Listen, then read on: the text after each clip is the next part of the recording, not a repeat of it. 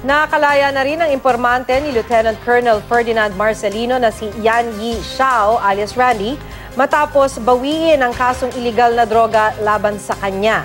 Alinsunod sa release order ng korte, nakalabas na ng Manila City Jail Annex sa Bikutan si Yan. Kahapon naman nakalaya si Marcelino.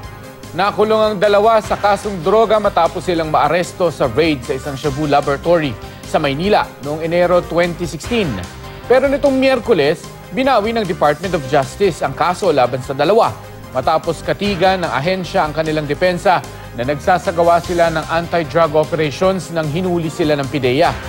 Sabi niyan, handa siyang magsalita tungkol sa nalalaman niya sa iligal na droga sa tamang panahon. Dismayado ang PNP Drug Enforcement Group sa pagpapalaya sa dalawa. Git nila may sapat silang ebidensya laban kina Marcelino at Yan.